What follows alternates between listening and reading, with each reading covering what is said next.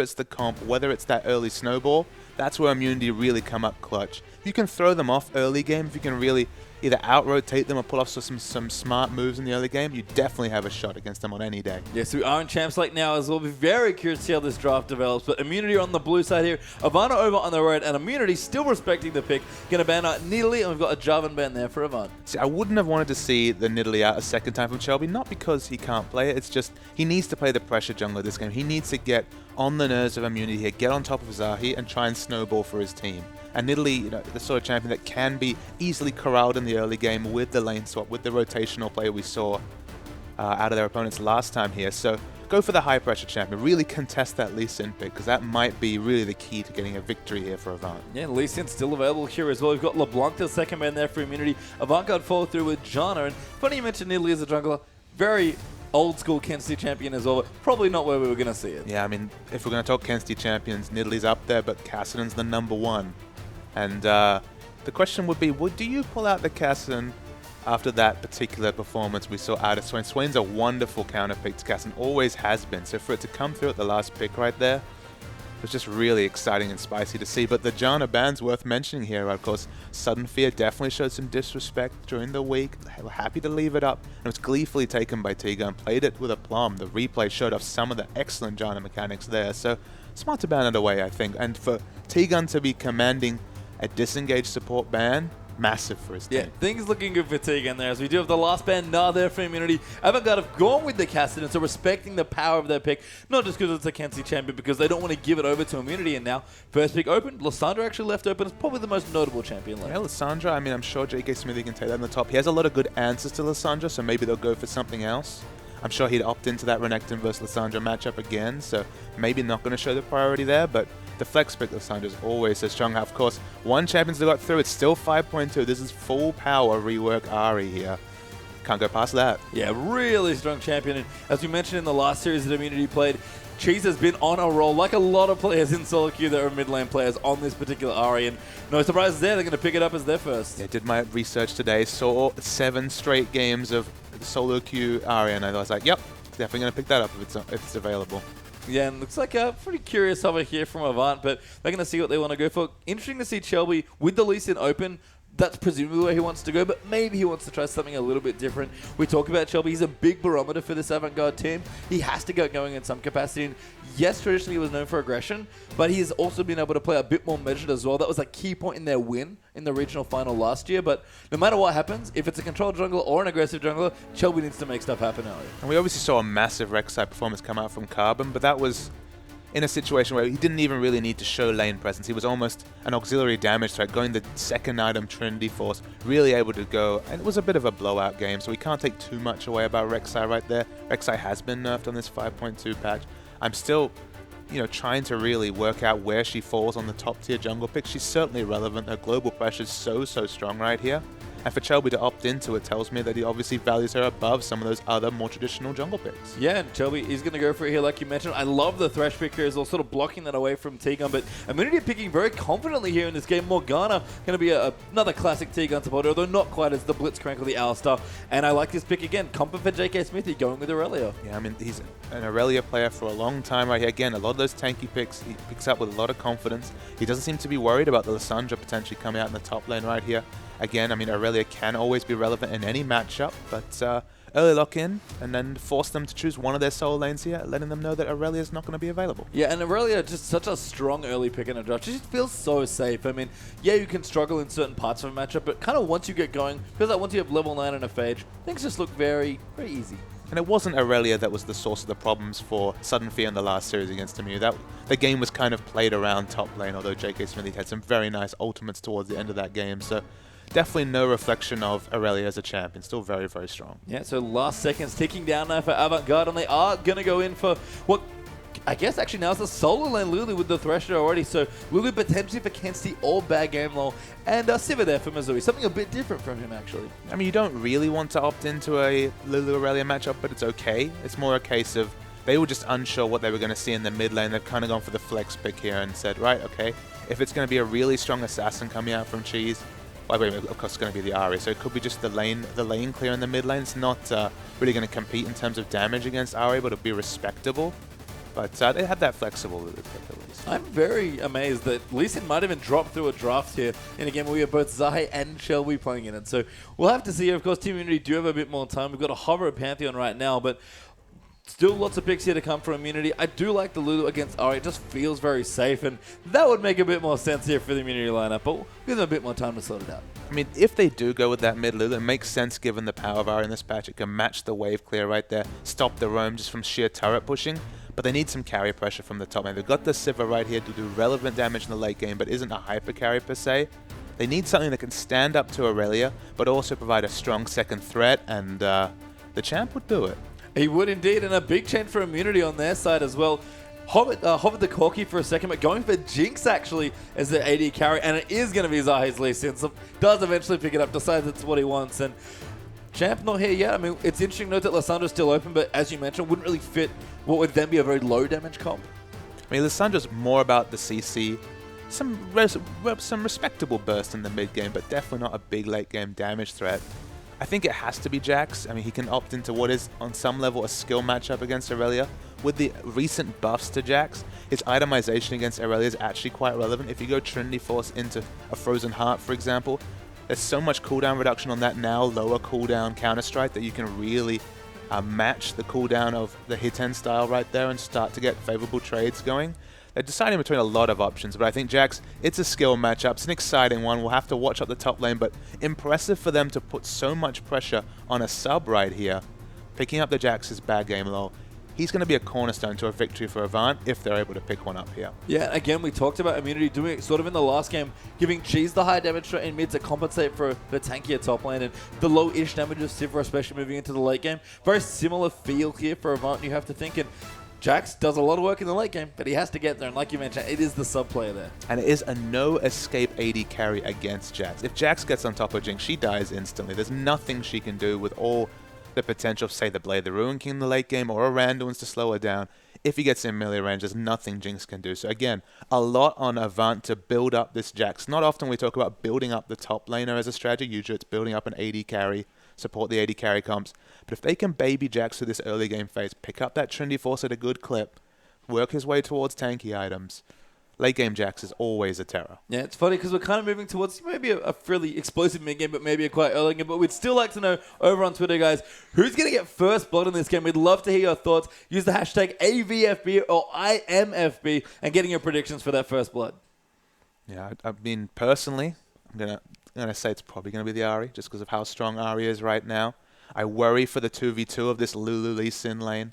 If we ever see a skirmish coming in with the Lee Sin coming in on this Rek'Sai Lulu mid lane skirmish, but see what the viewers have to say. I feel like the bottom lane matchup's sort of interesting here as well, because we saw Corki versus Sivir, and that's a bit awkward on the Corki side for a number of reasons, but this is a matchup we're starting to see a little bit more now, where a lot of players, whether it's right or wrong, we don't really know yet, but they are opting to take Jinx against Sivir quite a few times. Yeah, they're trying to bring Jinx back. I mean, Jinx versus Sivir in lane, it definitely goes towards Jinx's favor, especially as the game goes on. In the very early levels, can struggle with trades, but there's lots of interesting little mechanics about that matchup. I mean, the one thing I've observed is that if you're trading with a Sivir, because of her 500 auto attack range, has to stand in the minion line when she's autoing. That's just how the range works in lane. So if you're able to get a rocket on her, you can push the wave and harass the Sivir with the same auto. Like, you're using your 20 mana auto there really, really efficiently to push and trade. And over levels, especially once the BF sword comes out, Jinx can start matching the wave clear that Sivir has and really start to push the advantage. And if you ever let Jinx have a safe laning phase, Jax with notwithstanding, she'll be very powerful in the late game. Yeah, I believe it's non-spell shieldable either, that rocket harass. It's just an auto attack, just like the Draven Q, for example. Yeah, which of course another popular pick against Sivir. Didn't see it here. Love to see Tallywaker playing out from Legacy earlier today. That was a treat to watch. But our last game here for round 2, day 1 of the OPL. Of course, there'll be day 2 coming up, but a big game for both these teams. Avant would love to start crawling out of the hole that they're kind of digging themselves into with the first 3 losses already here in Immunity. They're going to ride this. They're going to hopefully ride that momentum to another victory. Yeah, and look, Immunity 2-1. They've definitely rode themselves into competition of these top spaces right here. Of course, we already have the 3-1 coming through for Legacy, so they're looking to match Legacy's win ratio at least at the end of this 3rd day of play right here. They've got a very strong team comp, and they've got a definite goal, which is to keep this Jax down. Jax, unfortunately, in some situations, feels a bit like a Nasus in terms of the fact that if you can deny that farm, if you can stop him getting to that first big item, the game can kind of be played around Jax, and he's never really the champ that we know he can be in late game. But it's, the late game is always a relative term. If you never get to that stage, it's not very relevant. Yeah, and I think, again, going back to the jungle matchup here, Shelby going for a bit more of a controlled jungle. Rexel, though, does sort of tread the line interestingly. It's not quite Nunu, not quite Java, but maybe sits somewhere in the middle towards the control spectrum. Zai, though, big comfort pick here again, and a big aggressive jungler. Just getting Lee Sin, I think, last pick for their draft. Yeah, I mean, when we look back last week, Zahi really struggled on the Vi pick. Couldn't make things happen, was caught out in rotations in the jungle, and was basically exploited for his team right there in a game where, to be fair, every immunity lane did struggle. Once he was able to take out that Lee Sin, and then we saw the Jarvan last game, those aggressive skirmishing junglers, that's where his confidence lies. He's always been that kind of player. This is definitely his game to shine. It's his game to be proactive, and Rek'Sai always going to be more likely to be reactionary, always going to focus on farming her camps, and then using that global ultimate to be relevant in terms of skirmishes. So, I mean, I'd give Zahi the advantage here. Whether he can use it in the early game or not remains to be seen. Yeah, pretty curious about this mid lane here as well, actually, because obviously Kensti probably opting into a counter pick, just trying to make the matchup neutral there against Ahri. And we talk about Ahri on this fetch especially. Just silly powerful. I mean, once they added that speed boost to her Q, it just gave her basically an escape before 6. And, 6 was the time when you were like, all right, I don't want to gank this Ahri. She can't lock her down without a Vi or something that can really get on top of her. Now she has a slow. It's basically, she can use an offensive ability, a harass ability, to effectively dodge any projectile in the game with that huge burst of move speed. So it's so hard to get on top of her. And we only really see Lulu in competitive play in mid lane these days against those assassins that you really respect. For example, we'll see people bringing out Lulu against a LeBlanc if they don't have another counter pick, or there's been certain bans in a game. So it shows you how respected this Ahri pick is right now, that you have to go for that champion that is never going to be a huge damage threat. That's just going to look to clear waves and just remove some pressure from the rest of her team. Yeah, so we are looking to get into our next game here, in our last game of the evening, and we're on to the Rift. Immunity versus Avant. Immunity looking to ride the wave and go 2-0 this week in Avant, trying not to go 0-2. Yeah, and we got the Lulu mid lane that we've been talking about, the champ in the top lane. We can all imagine that late game Jax jumping in there, the Lulu ultimate coming through, and the champ living up to his name, but there's a lot of game to go till then, and it's going to be very difficult to get this Jax through the laning phase. Yeah, kind of like the insurance policy there as well with Uberbro on a bit more of a late game carry. Certainly something a champion is very comfortable on, and again, Immunity are all about their comfort picks here. Draft looking very solid. I feel like Zai actually going to get aggressive, just really kicking Kensti in the back there. And that little Yordle, I think that's 40 AP at level 1. Not a whole lot on the armor scale, though. No, not a whole lot on the armor scale, because Lee Sin's early game damage is always where he really starts to accentuate half health with just one rotation of the Q.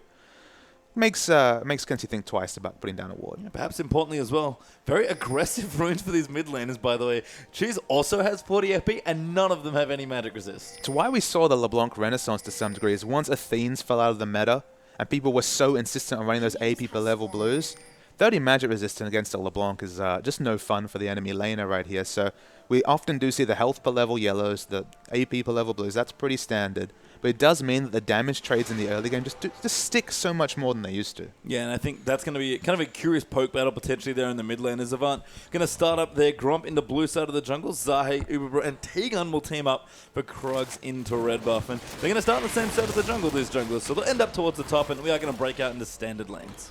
It'll be interesting to see how hard Avant push in the bot lane. Obviously, they have a Sivir versus Jinx matchup, so in the early levels especially, before any flat AD comes out, they'll have the pushing advantage, but they're against what should be a higher pressure skirmish jungler in Lee Sin right here. They don't expect too much early babysitting from the Rek'Sai. Rek'Sai usually focuses on farming her camps in the early game right here, so they're at least starting with a very, very strong push. Yeah, back in low as well. Did the Raptor camp. He's going to look to teleport it team towards the top. Buys a couple of extra pots, including a mana one. And he's going to start with a bit of an experience lead there. Yeah, this is a start we see very common with both Jax and Maokai. If you can put down those saplings, or with Jax, you can just activate the counter-strike. You can get a very fast level 2 and often lose out on very minimal experience. There's significant experience advantage in the top lane.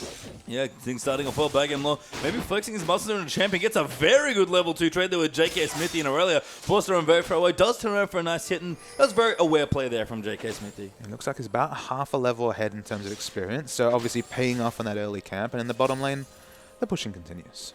Yeah, again, always interesting to see, especially in the early levels, how much you can trim a wave against a Sivir. It doesn't happen too often, but if you can keep the wave somewhere that's not under your turret, you're usually doing pretty well against Sivir. Yeah, and the Jinx outscaling that we've spoken about will definitely become a thing once the BF sword comes in. So I do like the confident Jinx pick, and this is a champion that Ubro always tried to bring to competitor. Obviously fell out of the meta a little bit in the last 3 or 4 months, especially with Lucian being so oppressive in the bottom lane, but any chance to bring out those hyper carries, that's where Ubro is happy. Yeah, I love that aggressive part thing there by Shelby as well. You saw him just take out the Scuttle Crop there in towards basically Immunity's top side of the jungle where Zahi ended up. So it's not really counter jungling, it's actually more of some neutral control, but it is good that Shelby is able to get a little bit of a lead, especially if he wants to farm more on this Rek'Sai. Absolutely, and you're basically farming a camp. They're getting a nice burst of gold and relieving pressures on your lane. So it's a bit like Nunu's playstyle was all about countering the enemy jungler. If you can pick up that Scuttle Crab with no real impact on your jungle route, why not do it? Yeah, so smart pathing there from Shelby.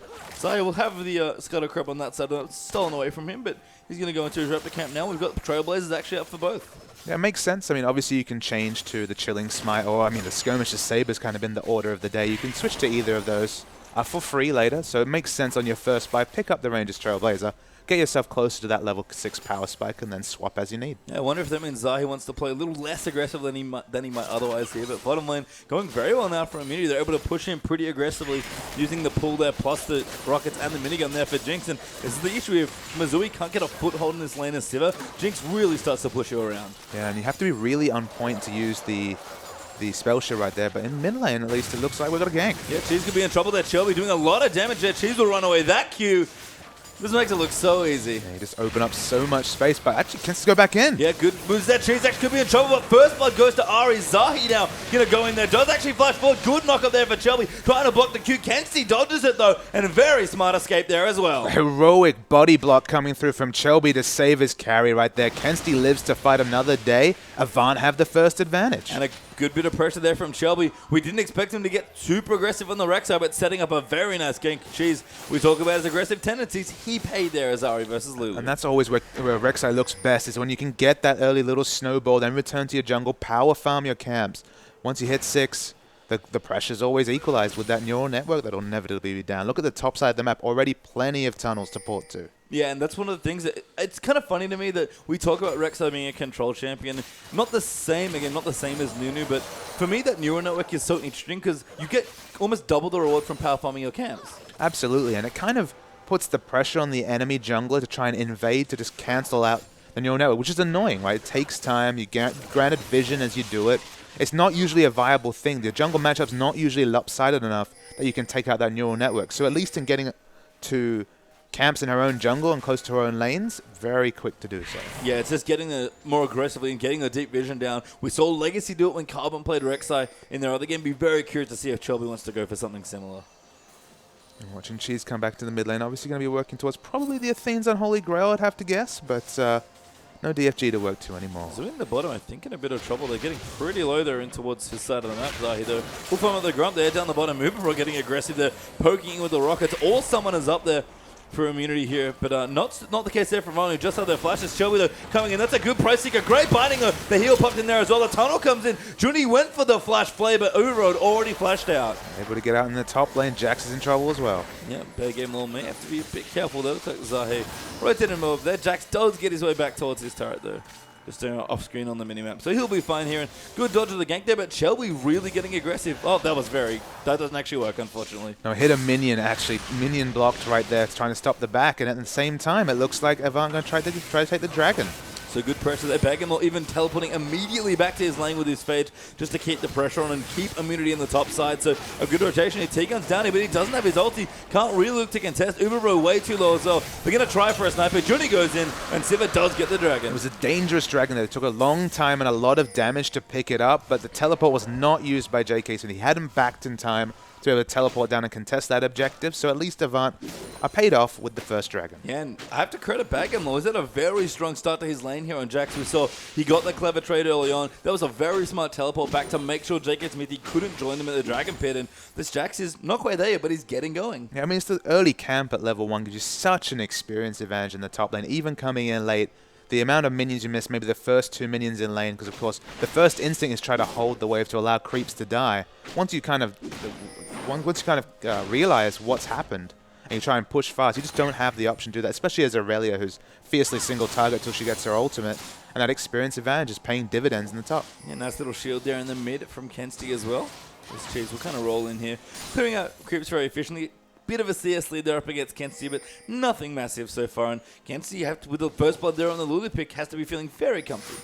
Yeah, I mean, just makes her safer. Like, obviously, doesn't give her any more real 1v1 trading power. She'll do respectable damage in trades, but Lulu solo kills outside of the odd game definitely don't come in that often. Yeah, and again, Chelby has kept up a very moderate amount of pressure. This is much more reminiscent of the style that I think we saw from towards the end of last year during the regional final. He's not over-ganking, but he's setting up strong ganks, and when he isn't going back, he's setting up more tunnels in his jungle and making sure he keeps farming. I can only assume that he looked back at the VODs of last week and saw that he was granting his team really big advantages in the early game, and then one over-aggressive move was really costing his team. Good hook there down as well. Ubero gets so low from the Boomerang Blade, and we talk about Jinx having fun here in this matchup. Does have the BF store, but you cannot get caught by those hooks. No, I mean, once the death sentence comes in, Ubero's now so far behind, has the minigun, so of course because he autos a lot, even though it's only the 3% lifesteal coming out of the Doran Blade, will still get his health up fairly quickly. Just has to worry about a dive. Yeah, health potion helping out there as well. Shelby, thankfully, not too close down towards the bottom, so Ubero and T-Gun will continue cleaning things out. T-Gun actually looking to get aggressive. Pops the ulti on the Maz, but the Lantern has come through. The T-Gun flash, it's very smart play, and they're going to go back in. Mazui a little low, but Ubero going to follow up in now as well. The ulti does go off, but it only hits Junie, and T-Gun has to be careful. He's getting very low here. The Thresh going back in, but Ubero kiting back and forth very well. There's the reset to get excited. Maz can be in trouble now as well. Does go down. Shelby gets the kill, but very smart 2v2 immunity. Yeah, there was excellent flashes on both sides right there. I love the max range flash to get the tether continued, but Zahi up top. Very nice counter game. What can bad game do? He's nothing, unfortunately, as JK Smithy does claim the kill. Good gank pressure there by Zahi, and the game opening up really hard now. Yeah, both junglers positioned very well at polar opposite ends of the map. Chelby's going to be able to push in the lane right here, so a double kill. We'll lose some minions, but Ubero, he'll be happy with the trade. Yeah, T-Gun, we talk about him being an aggressive player. Morgana, not a hyper-aggressive support, but he definitely made some aggression work there. I mean, the understanding to be able to flash over that wall. It was so easy to fat finger that, not get over that structure, but got it in. We're going to see the replay right here. The flash over the wall, here's what really deserves it. To follow the Lantern there, understand the range so well, opens up this potential kill here. The counter flash from Maz is excellent. Stops the Super Mega Dark Rocket getting the kill right there. T-Gun's eventually going to fall right here just to the damage coming in from Shelby. But to get the trade kill, that's the big thing right there. To get the trade kill, confirm the second one, now has a massive advantage in bot. Yeah, Ubero, maybe a bit of a late switch to minigun there, but he's in trouble now. Hook just goes over. Shelby flash knock up there. Now Maz's going to follow in with the damage. Heal is getting popped. Good teleport there to counter it off by JK Smithy, and he did very well. In fact, might even turn it around. Shelby has to be careful. Good defensive box there by Junie, but a good slow. Finds the chomper as well. That was beautifully positioned by Ubero, and now Junie in a whole host of trouble. Ulti follows as well. Forces the flash out. T-Gun is back though. Does go wide with the binding, but still chasing now. The Cork does come in. Going to hit onto Mazui. T-Gun going to get aggressive. Try and pick him up. The double kill down with the ulti for T-Gun. Well played immunity, but the teleport coming in for back and jumps on the T-Gun. Gets the kill, but Jack's going to get caught in the chompers and the binding. Could be in trouble. Cheese down here as well. And 4-for-1 across the board. Yeah, the rotational play from Muni was so good right there. A double kill for the support Morgana. Padding the stats. Today has been a wonderful day for T-Gun, silencing the critics. Now 2-2 and 3. The teleport from Jax, he was just trying to make something happen right there, but just kind of gave more experience to the Immunity side of being over-leveled, being in a solo lane. Immunity looking good. Yeah, the Jinx minigun snowball, they're just melting that poor tower in towards the bottom. That's 2-0 now on structures for Immunity with JK Smithy actually, with Zahi, I believe, earlier on, getting good pressure onto that tower, and Aurelia was eventually able to take it. Kensi, though, might be able to answer here in towards the mid, but Cheese is here to clean the waves up, and Avant looking like a bit behind now. 3,000 gold in the hole, actually. Yeah, we're going to see the replay right here. The teleport was the big MVP, of course. It stopped the 3-man tower dive. It was an easy kill on Ubero. We're waiting for this kill to continue right here. So it gets the first kill, JK Smithy, and then Ubero is just very smart and staying involved in the fight. Uses the Super Mega Death Rocket right here. We're waiting for the last second for the ultimate. T-Gun's waiting for it to come back off cooldown. And the timing is just fortuitous right there with the double kill. Cheese was at the back. He could have picked up the kills himself, so he might be a bit frustrated with his support, but it's all for the good. Good charm Cheese there as well, but a little low on mana is Ari, so Cheese can't fight too aggressively. Kenzie wants to go very far in, but Zahi joined in there as well. T-Gun's found Juni, though, bound him up, I believe, and now Zahi's going to come in. This Dragon's back up in 25 seconds. Immunity and Avant both want it. Oh, Zahi! Flash kicks him back. Cheese, though, not really enough mana for the stun. They're good chompers, though, back end, though, will flash out. Zahi going to chase him, but that's a little too aggressive. Ulti just wide. They're good jukes from the Jax. That might force Avant off the Dragon, but that was very, very slick moves there. Yeah, it was good sidestep from the Jax, but as you mentioned, the charm just not enough mana. Could only activate the Foxfire, so couldn't pick up the kill right there. But I mean, they'll take a second Dragon. That gives them position on the third. Looking good here, Immunity, although they are split away from the mid objective. They might have to give up that turret. Yeah, Cheese kind of went back as well. Sport a Morella Nomicon, but Avant, good rotation going in. But JK Smithy wants to go in. That's a great spell shield there from us. But Kenzie now going to get chased down here by JK Smithy. Still going in. The death sentence lands. Good bind there to get them to disengage. The Sivarol pop there as well. And Avant get away with it. Yeah, even though that turret is on literally one auto attack, it stays alive right here. Immunity still have position on the Dragon. Avant, they're probably going to be able to force down mid, but Cheese, he's got his full mana. He's able to clear quite well. Yeah, Infinity Edge done for Uber Bro as well, so this Dragon's going to melt with the standing minigun DPS. Zahi tanking that nicely away from the rest of the team. And there's a quick Dragon. The first one, I believe, goes to Immunity. And again, the Jax still significantly behind in terms of power spikes right here. Will have a decent amount of gold. He's still sitting on 500 gold, so he's close to finishing off his Trinity Force right here, but he's being outmatched and out-rotated by JK Smithy. Had to use that teleport just to pick up a kill trade, but JK Smithy's really made his impact felt around the map with that teleport down, stop the turret dive. Yeah, really strong play there coming through. And again, you talked about Immunity's rotational play, looking very solid here in this game so far. And nice to see them play together as a team. Immunity going to pressure in towards the mid as well. Newly gotten Dragon buff going to help them out. And no charm there coming. Cheese. Nice the Black Shield there as well to kind of help him poke under that turret. Couldn't all in, unfortunately, but a good bit of pressure. I mean, the rotational play has been a standby of 3 of their games. The first game, they kind of picked themselves into such a corner they could never really make their comp work.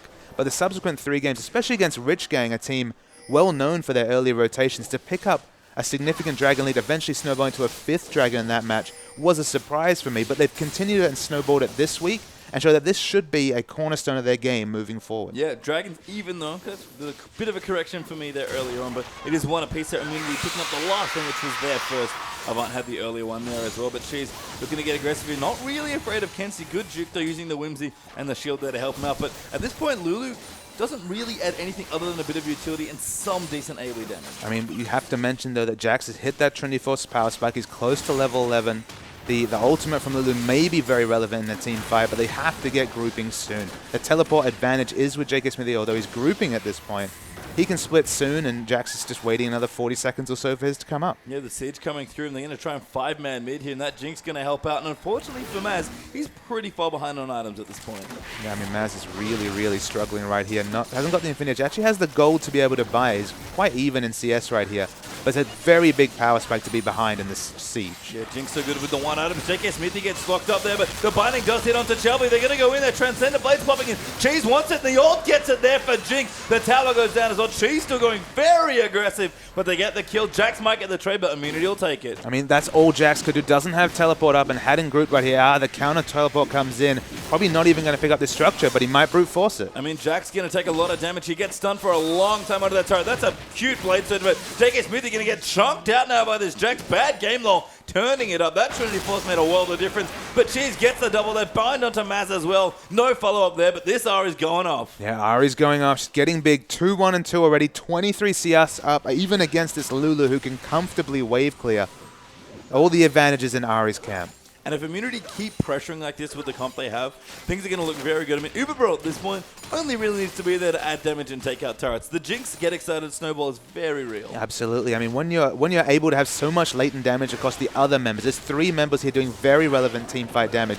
Even Zahi at this point, and T-Gun has to be spoken about because he's managed to snowball so well. If you can get that first reset without really over-investing yourself, keeping your flash, keeping your heal, I mean, Jinx's potential in a team fight is massive. Yeah, and I mentioned her 1-item power spike already. It's a combination of rockets doing added AD damage for the crit, and crits just helping you get resets a little more often by helping you on the damage front.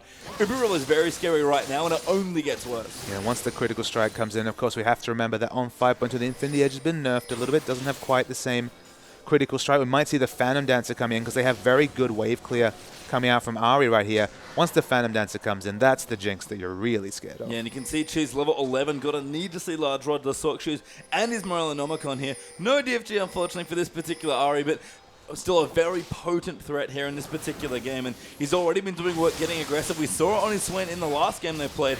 Ari has a lot of potential here for immunity, and they're playing very well. Maybe the Vision is where they want to be looking next. Yeah, I mean, we look at the map right here. They haven't managed to advance any aggressive vision into the enemy jungle. They have exclusive vision of the Dragon buff, so they are in the best position to pick that up in 2 minutes, but they're only now starting to get their first aggressive wards into the Avant Garde jungle. Yep, Zahi helping there with the Sightstone, of course, and some decent items coming through across the board there for immunity. Avant, though, we saw what the Jax can do with that Trinity Force. Very scary looking there. Kenzie's a little behind on items right now. Tegan actually going to move and look for the steal. Does find it up. The smite comes through, and good to know there. The blue of Junie actually could be in trouble here. The ulti coming through. That's a great wild growth, though, from Kenzie. Yeah, the wild growth keeps Junie alive, but they will lose their blue buff here. I mean, the wards are only just starting to get pushed in. They're denying the pink wards, which have been the cornerstone of Avant's play today. They may have been losing so far, but they have been very good at keeping vision up in their own jungle. You can see on the top lane, though, back game log continuing to keep pushing on this Jax. He's getting ahead on CS, and I have a funny feeling that J.K. Smithy doesn't feel very comfortable trying to fight this Jax at the moment. Yeah, even though he has the kill advantage that lane, Jax does reach a point where he's just unmanageable, especially now with the Mercury Tread start. Oh, Chelby's in trouble. Yeah, good attempt at the flash kick. The Lantern will keep him safe, though, but Cheese gonna dive back in. A beautiful charm land. The Black Shield helps us on Cheese. Goes way too aggressive, though. Junie with a great play, and Missouri claims that kill. Perhaps Cheese's first misplay of the day is just a really aggressive flash. He was only ever going to get a 1-for-1 trade. Very unnecessary to go in a game when they're already 3,000 gold ahead. But they'll be very happy with the result. Avant, they've been in positions where their smart use of vision has given them a chance to get back into a game, only for it to eventually be snowballed away from them. If they can keep this vision up and get a few more picks, they'll be certainly in with a chance. Not Tegan there. Good Black Shield. Junie, though, will ride his way in. Lantern comes in with actually the stun going to land in, but Tegan actually gets caught up by the box as well. Zahi, Uberbro going to come through as well on the Jinx. Boss Queen's Claim will actually keep them back. Tegan very aggressively buying the item for a bit more damage. But Avant, they might actually have got control of the Dragon Pit now. Yeah, for them to get the Dragon advantage with how this game has gone would be very big, but Immunity are certainly not going to give it up without a fight. Yeah, Cheese on the way as well. Rabadon's not quite done, but he's got the components, so doing a good amount of flat damage here, especially because Kenzie still has gold to spend, I believe, and he's hanging out of the Dragon. The binding does go slightly wide. Zai gets chunked out massively there. The Pink Lord there in the pick and help Avant, but they look a little scared right now. Yeah, Jax is freshly shopped. He has the added health right here from the Giant's Belt. Does eat a lot of trade damage here, and it's a very tense standoff between the two teams. Uberbro getting poked out by a Boomerang Blade there as well. Has to be very cautious around the pit. Shelby just going to go wide of a chum, but Cheese with some great poke on the Ari as well. So Immunity going to start this Dragon off for themselves. Uberbro not much lifesteal apart from the Dorans, but a great Chompers there in the choke might keep them, and it does get them the second Dragon. Very well played. Yeah, actually getting full value out of the Chompers right there.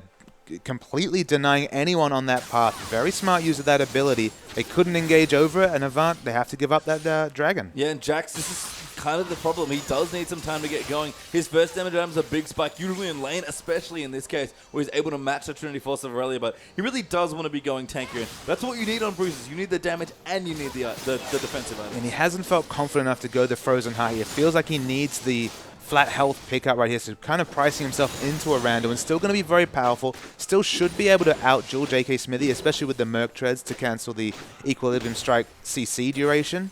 But this Jax, he just needs time.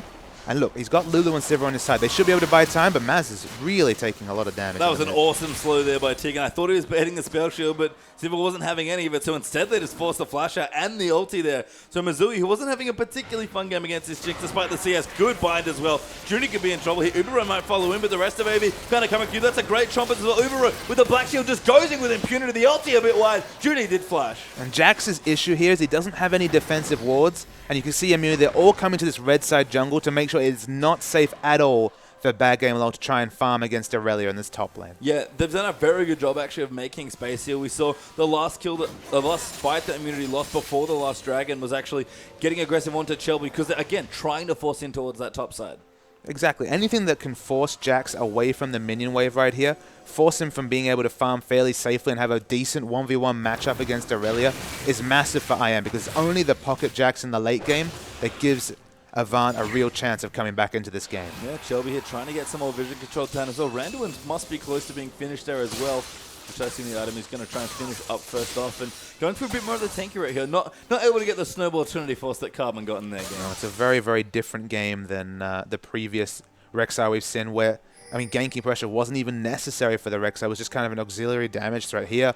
Has had to have a lot of appearances in lane, but it's kind of really delayed the power spike in terms of farming. Is 12 CS above the Lee Sin, but definitely not had the impact that Zahi has. Yeah, and speaking of impact, Cheese has picked up a big item for not the next Dragonfire, but whatever move they want to make next. He has the blue buff and a Rabadon's Death Cat completed now as well. I like the distortion boots on Tegan there as well. In fact, Kensti very low there around the blue buff. Shelby could be in trouble here. Zahi going to look for him, finds him with a great Q, looks to ward hop and kick him back, but Shelby actually just tunnels away. Yeah, able to tunnel away. They didn't have to use the flash right there to stop the kick engage. Really nice play right here. Jax has got a very successful split push going on right here. And if there's no dragon to pick up, we have to remember that with Sivir and Lulu, the wave clear is massive on advanced side. So if they can continue to delay this game, this Jax, he's got 211 CS, the most in the game right now.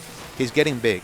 Yeah, important pickup there for the Lulu, like you mentioned. Has the needlessly large rod done? No, not quite the death cap, but the flat AP going to help immensely with the wave clear and, of course, keeping these hyper carries alive. And it's funny as well, it's not really the Sivir that you want to keep alive so much as the big Jax. Absolutely, it is the Jax. He's gone for more damage favor right here. He's abandoned the Randuin's Omen in favor of the Bilge Water.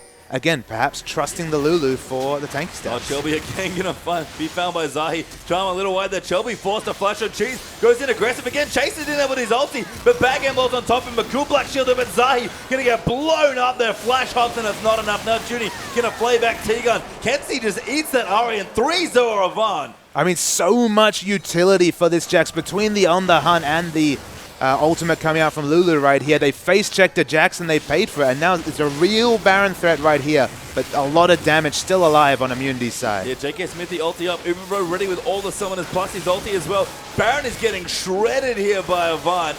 But Immunity might be able to take it in. JK Smithy gets Polymorph. He's going to dive in onto Kensti. Wants to go in with the damage to immense. He gets the first kill. Uberbro going in there. Can they 2v5? Gets the next one. So that's 2 for 0. But back Gamel chasing in there. Finds the top of the Jinx. Heal gets popped there as well. And Uberbro, can he 1v3? The Boomerang play comes in. Gets excited to dodge the last few bullets. Goes back in onto Missouri. Gets the triple kill and stops the Baron. Shelby's going to have to run away, but beautiful use of Jinx's range and passive to kite right there. We talk about the no escape Jinx, but she looked just fine there. 6-1-4 now on that Jinx as well. Uberbro went off there on that Baron fight. Keeps Avant off it as well. And Shelby's like, I don't really want to do this. Well, you have to ask the question, where was the clear call to disengage off the Baron? They continued to DPS it up as Aurelia walked into melee range of Kensti and just basically assassinated her. They needed a clear call to disengage right there, and they did not get it. No, and Avant now, that Baron attempt cost them a lot more than they would have liked, and let's see that again. So this is after Lulu's already died right here, and the man, of course, to watch is Uberbro. There's 3 healthy members coming up here. Bad Game Low has already used the counter-strike, so is able to be kited out right here. Maz walks into an area where he doesn't have vision, even with the scrying orb right there. And Uberbro with the fancy moves picks up the triple kill and denies the dragon. Yes, and bury the Baron even there. The bigger minion there. And if it was the dragon, that still would have been great. The fact that it was the Baron as well. Going in 2v5 there to defend, leading into an eventual 1v3. And the triple kill. Amazing play there by Immunity. And shrugging off any of the armor right here. Just going to go for the Bloodthirst to pick up, as there's not many high armor values on the advanced side. They're stacking the flat health, so why not pick up the Bloodthirster for a bit more insurance? Yeah, nice little defensive item against the Jax as well, as JK Smithy going to dive in onto Journey. Transcendent Blaze getting popped, and Uberbro gets another kill there. He's really scary. Yeah, that first order did a third of the health, if not for the inner turret shield coming there onto Sivir. Sivir versus Jinx in the late game. She might be able to navigate in the early game, but just falls away late. Yeah, and this is the big power points for Jinx coming through now as well. Does have the static shiv and moving very swiftly into the BT. Thanks in part to all of the gold he just got from the 1v3 triple. Dragon now going to get shredded down by Immunity as well. And that's 3, and that's a very important dragon for Jinx. Yeah, and now Jax again, giving the enemy so much more move speed, makes him just that much more kiteable. It's a big issue for the champ to close the distance right here. He got so fortunate when he was face-checked by the over-aggression from Cheese, and the Frozen Heart is competed by JK Smithy. How much work is it doing here, Page Time? 4 auto-attack champions on the advanced side, because of course Lulu's passive, all about getting those extra autos in. Yeah, it really is. An Immunity going to look for a big siege now as well. JK Smithy, so scary. If he stays alive in this... Sorry, I meant... JK Smithy looking good. I definitely meant Uberbro here. Has had quite the game on Jinx so far. Going to go back and shop. Probably has enough gold for the BT. Not quite, but going to get a very key Vamp Scepter. You're going to pick up the Vamp Star. Again, another very useful tool against Jax. Jax is going to be singling out the no-escape Uberbro every fight. About 2 minutes till Uberbro's flashes up. So there definitely is a window for him to be assassinated right here. But no real pressure for Immunity to try and close out the game in the next 2 minutes. Just buy time for Jinx to have that kind of insurance spell. And we can see already, Jax down the bottom. The split push is on. Yeah, I mean, you mentioned the insurance there for the late game there in Uberbro. Avant kind of trying to get their own late game insurance policy kicked into gear with the Jax as well, but Tegan's so aggressive. Great flash, Frost Queen's there. The Lantern comes up, Mazui gets saved, but Immunity blows some flashes, they'll be happy. Yeah, interesting. They didn't trust the Lantern right there. Just went for the flash there. Look, it might have stopped an engage, but it does mean the flash is on cooldown. Yep, so Cheesy going to move in, clearing out waves very swiftly with the blue buff Ari. Hasn't quite actually got any more items yet. He must have a pretty big fistful of gold, almost enough for an Idris large rod, sitting about 1590 there. So Cheese probably does want to go back and spend for a bit more of a power point here, but Immunity needs to take the momentum they have here in this game. As long as they're keeping back end more busy and getting aggressive, that's all they really need to do. Yeah, they're continuing to deny resources away here. They're going to take away the blue buff. You look at Jax right here. He's done for damage. He's basically capped for damage, short of picking up level 16. They have to fight smartly because they could still be a super-powered Jax. Good hook onto Cheese there as well. He gets out on the Tiga. Great ulti there in the middle of the team. And JK Smithy just goes in there, but Mads gets the first kill. JK Smithy, not quite enough. A good hook there as well. But Zaya's coming back in. Uberbro, he's coming around the side now as well. The Charmline's in onto Shelby. But Kenzie gets the next kill. And this would be 2v4 again. Uberbro has no health left, so got to dodge the praise taker here from Shelby. Shelby, they're going to get sped up. Snipes him for the shutdown, and Avant, they're fighting back now. Yeah, it looked like they were kiting away effectively on Jackson. To be fair, Bad Game Mode did fall early right there, but the rest of the team was scattered, and Maz was able to free auto at the back. They pick up the Infinity Edge PD on that Maz, and he still does relevant damage, but now they're going to try the Baron again, and it did not work out for them the first time. Well, thankfully for them, Uberbro is not alive right now. And Ari's fairly low on health, and Tegan, the only other member of Immunity alive, is very far away. The teleport actually coming in for back end to make sure they secure the Baron, and this time, Avant are going to get it. The insurance comes in here with the teleport. I think it's useful just because now if they group, they have so much wave clear between Lulu and Siva, and still the potential for a dive from this Jax. So as a grouped 5, it's going to be difficult for Immunity to clear waves against the Baron buff and all the wave clear on Avant's side. Yeah, she's just missing that Q there as well to potentially deny the back and at least get an exit kill. And this game is about 2,000 gold in the hole for Avant. They've actually jumped ahead to 1,500 gold in the lead. We talk about Baron being a big impact neutral objective in Avant. They tried it once, didn't work out. The second time, though, very much working out. And I feel like they're about a Randuin's away from this Jax really being able to influence fights. It's level 15, so close to 16. Of course, 18 has become a very important level for Jax now that Counter-Strike gets down to such a low cooldown. I believe it's about 12 seconds at max rank right there. Of course, can be reduced by CDR. The ability to use that ability 2-3 times in a fight can be really, really big for the late game Jax. He doesn't have the base stats of old. His laning is a lot more difficult, but 252 CS and double damage items down. The champ is here. And Jinx is doing great damage here on Immunity as far as their late game goes, but I feel like they just can't really get this Jax off their team. And the Jax does, even though he's split pushing here, you see there is defensive wards down for him in the jungle of IM. I don't know when they had the time to get aggressive warding down, just given the pattern of the last few minutes.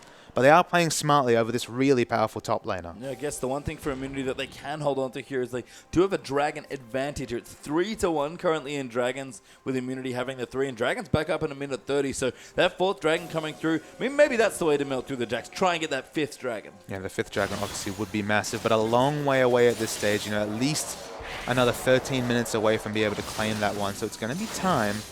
It's going to be a lot of time. They're going to have to, obviously, the reset button's been hit with the Baron buff being taken. They're trying to get an advantage, but I'm not sure JK Smithy can stand up to this Jax right here. So again, if they can defend him well, he's definitely the person the whole comp is built around. Yeah, but this Dragon coming up in a minute. Great timing on the Bloodthirster there for Uberbro. Needed it desperately against the Jax in the last little fight near the Dragon Pit, and going to need it here as well. I mean, the armor not quite out, like you mentioned, Papa, so going to be pretty good so far. And if he keeps up the gold here, despite all the back game, once they go in, that's a good stun by JK Smithy. He's about 400 gold away from a straight Randuin's Omen right here. That's definitely an item he has to pick up before they fight, because as you mentioned right there, Jinx is going to be doing a lot of damage to him. Once he gets to Randuin's, he'll be able to shred away Jinx, and even if she picks up a QSS, it's basically going to require a whole team to peel this Jax off of Jinx. Yeah, and this Jax doing enough damage. The Baron up minions helping as well. And he's just going to tank the JK Smithy damage, eat through the turret here on the champ, and Jax is getting bigger here. Bad game, lol. We can have a very good game here in this one. Yeah, I mean, again, it's so impressive for a sub player to really be tailored a comp around, but they show a lot of trust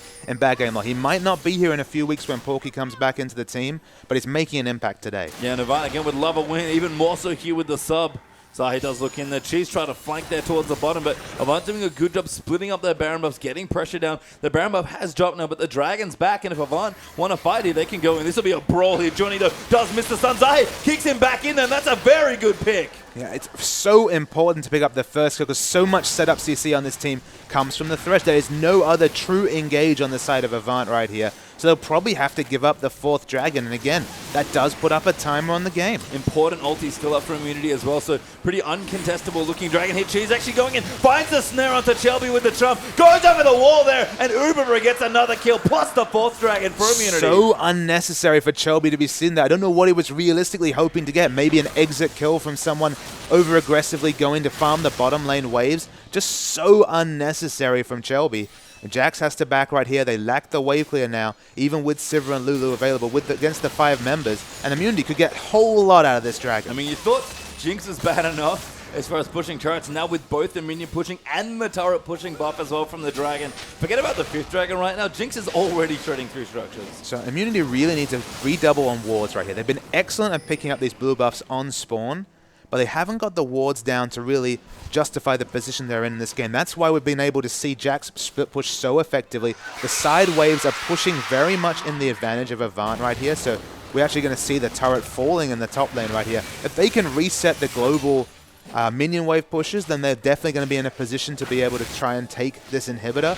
But right now, the 6th man, the minion waves, are really pushing against Immunity. Yeah, and Backend Law's done great with the split push. Avant controlling the side of, like you mentioned, very well. Hence, he does steal away the blue buff as well, so he'll be happy to at least get one at this point, given that Immunity have done a very good job of stealing him. And this game, weirdly enough, is almost broken off into top versus bottom in terms of map halves that these teams are fighting over. It's just surprisingly so even. 1,000 gold advantage for Avant, 5 structures to 4. It's still quite a big kill lead for Immunity, but it's the structures right here and the rotations and the CS we have to mention, of course. The 57 CS advantage for Jax right here. And JK Smithy just can't stand up to him in a split push, so it limits the options Immunity have for how they send their members out on the Rift. And JK Smithy sort of has to split the difference on his resistances as well. Lulu doing actually a pretty decent amount of magic damage. I love the Lich Bane coming up for Kenzie for an additional AP ratio. And a lack of Locket to me, it's not the best here with strong AD champions, but I would still like to see one from Jarvan. I mean, Lisa.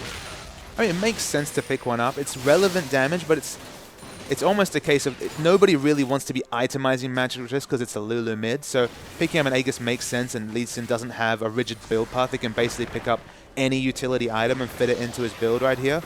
I mean, Uberbro is going full damage, and the big risk here is that if that Black Shield is ever popped, this Jax is going to definitely be able to tear through him. Yeah, Lich Bane for Lulu going to make that job a lot easier. Kenzie kind of just has one job here. Stick to whatever target he can and try and provide shields for this Jax. Bad game, lol. Getting set up to be very big in the next team fight that Avant has. Yeah, so close to level 18 right here. That's when, that's definitely the biggest point in power because he can max out that Counter-Strike finally. Going to split push again, and JK Smithy, he couldn't handle him before. It's not going to change now. I mean, Spirit Visage not too bad, but probably still can't handle this Jax like you mentioned. Maybe even going to look for a Randy one on top of the Frozen Heart with the Giant Spout there as well.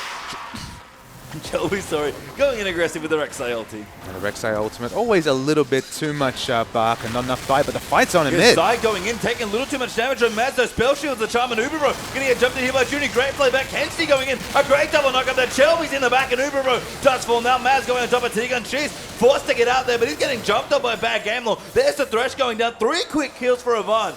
Yeah, almost completely wiped there before the Jackson Aurelia even get into the fight. I thought without Bad Game Law grouped, so much of the gold in his pocket, Avant wouldn't be able to pick up a pick, but they instantly assassinate Uberbro through all the flashes they had available. It was the knock-up from Shelby that was heroic right there. And what a great timing. Baron's just respawned. That was an excellent fight there for Avant, using the Lulu Rek'Sai so well in combination, and just Zai went a little too aggressive there on his Lee Sin. That's going to give up the kills and the Baron, it looks like here as well. There's no contest coming through from Immunity, and Avant going to continue to grow a gold lead now. Avant are doing their best to avoid the 0-4 start. We'll see the replay right here. Zahi goes in aggressive. This is an initiation from Immunity, but the hook by Johnny is just incredible on Uro. He flashes through the box right there. Still going to be 99% slowed. Nothing he can do. Bad game low coming in at the end is just icing on the cake. But, I mean, Uberbro, you can't eat those hooks, mate. And the interesting thing here is that we have a very tense game now. Avant have a gold lead and the Baron lead, but this next Dragon is Immunity's 5th. So this game could turn very quickly. Last Whisper done out for Uberbro as well. Things have gotten tense here despite the gold lead that Avant have built for themselves. So we see Jax split pushing down the bottom. What he actually needs to do here is to group with this Thresh and give them some pressure on clearing wards around the Dragon. As you say, 1 minute 30 till that structure's up.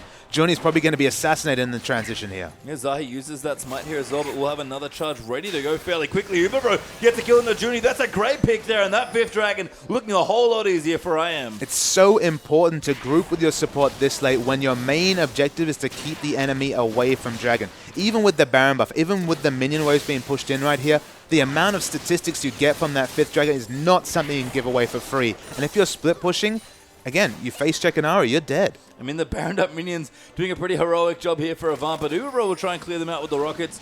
Zahi going to find bad game low. So 45 seconds out of that Dragon Scuttle Crab. Going to give them much needed vision there around that objective.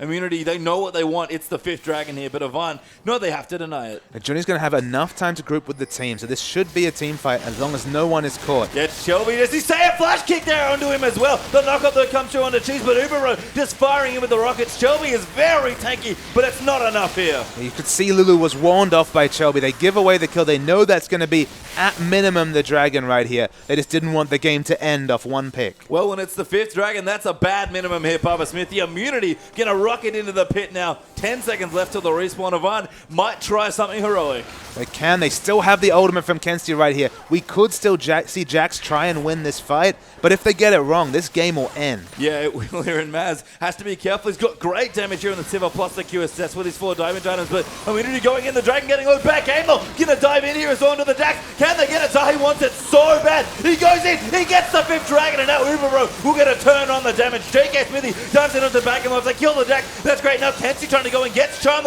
and blown up to pieces. Uberbro though can't survive this time. Mazda now running in, and Cheese, the only one left. A quadra kill actually for Maz now as well. Can he make it? The Penta gets killed though by Cheese. Hook though lands in. Maz looks for it, but it's not enough. Thresh gets the last kill and is the only one left. Massive burst coming out from Johnny to pick up that kill. An absolutely insane fight. They used everything on Jax and just ignored with the Infinity Edge, Bloodthirst, the Last Whisper, and just a massive Sivir in the backline. We spent all this time talking about Jax, but the Sivir was by far the MVP of that fight. Yeah, insane amounts of damage dished out by Missouri, who's crept up to a pretty quiet 300 CS or so and a 12-4-7 on this Sivir. So we're going to see the replay right here. Of course, bad game low is where your eyes will gravitate, but he takes so much damage at the start that once this Dragon comes through, you think, all right, the fight's over. But watch Maz in the backline right here.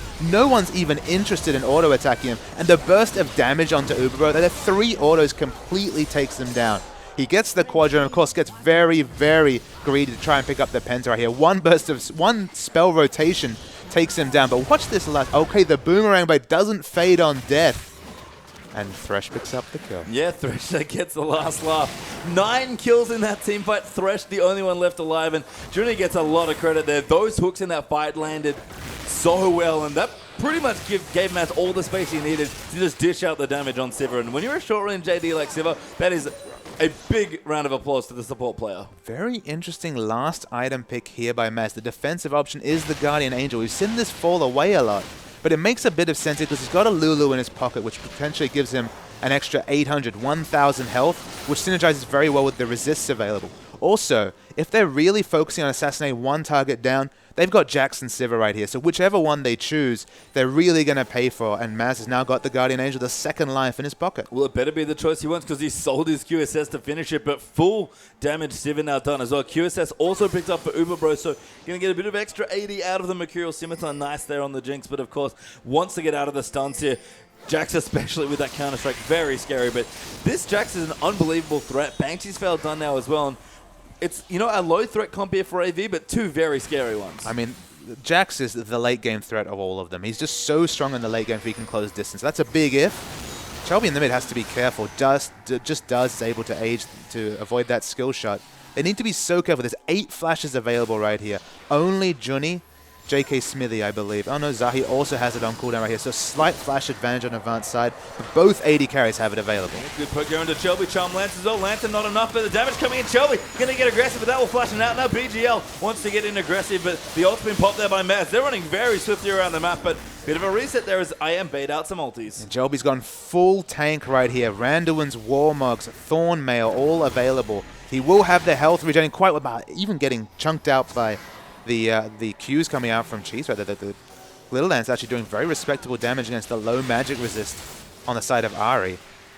Everyone needs to be careful here because the burst damage coming out of every carry in this game is insane. Yeah, and Chelby, I think, maybe realizing that his aggressive positioning cost him his life a few too many times, going full tank like you mentioned. And with the burrowing there, he regens so quickly with the Warmog sticking. So much initiation pressure has actually been put on here. So many of them has been the burrow strike into the flash to try and get the knock up from Chelby. He understands his role is to get in the middle of a fight and just live as long as possible. Has good base damages, Kensti and Cheese. Oh my god, that's so close. Cheese still alive though. Pix runs off there and Chelby tries to get aggressive but can't finish it off. Teague on there, good defensive binding as well. Backgammon still in the bottom pushing. Immunity kind of on the back foot now. Yeah, they're trying to get the minion wave pushing in the back. It will be pushing in the top. So they do have, again, the minion waves pushing in their advantage. It's just such a tense game. I mean, both these AP carries, whenever they trade, do their whole enemy's health in one rotation. So much damage from both of them and so little magic resist right here. Tense might be an understatement in this game. This is insane right now. And Avant's still behind on the Dragons, would have been up 2 Barons, I believe, in this game. The next Baron's up in 15 seconds. The next Dragon in a minute 30. And Zahi has to be careful. Kensi does not mess around with the damage. Worth knowing that, of course, at this point, the Dragon buff has worn out. They revert to 4 Dragons right here. So no 12% stats coming out on immunity.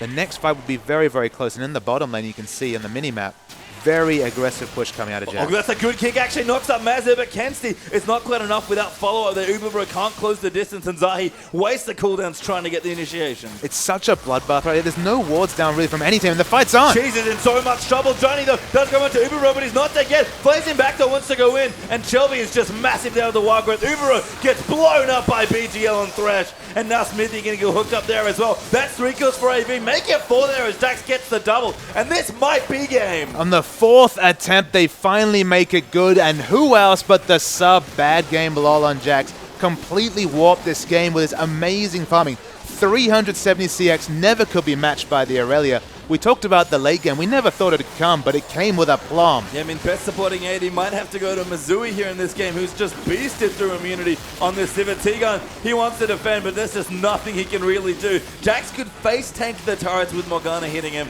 and I don't think he cares too much. The towers are going to melt. The Nexus will join shortly after an immunity. They wanted it so, but Avant will not enter the 0-4 losing streak. They finally pick up a win, and it's in style against immunity. A massive win right there, and a triumph over minion waves. That was the big thing coming out of Avant. They were very smart. The minion waves were always pushed, and even though it felt like immunity were well on top in the mid game, they were never able to translate that into an inhibitor, into a Baron. Both Barons, I think, maybe even a 3rd Baron, going to Avant right there. And it's the warding and the vision. Sorry, it's the warding and the minion waves that really let down immunity. So we'll see a replay right here. There were so many Titanic fights. But we'll start off with one of the very, very late game fights. I'm sure we're going to see a massive chunk coming in as I see the glitter lads coming through. So we'll roll the tape right here. And the first initiation, it's all on Chelby once again with the flash. They have a very limited initiation choices, but Chelby's fights so smartly to get the first pick. And after that, there's just so many tanks on the side that whatever Avant do, they can just run at the enemy and there's nothing they can do. There's so high health bars. Everyone there has about 3,000-4,000 effective health in the front line. But Chelby, credit to him, on a champion that finds it very hard to gap close, so many times the burrow strike into the flash initiation paid dividends, and he understood his role this game. He built tanky, he was all about that first knock-up, and it worked out. And that's twice now that we've seen a pretty creative, 2 damage threat draft from a team. It was immunity in the last game, but Avant came out big there with that one. Lulu looking nice there for Kensi, and with that, we're done for this day. But let's take a look at the results here of the day as well.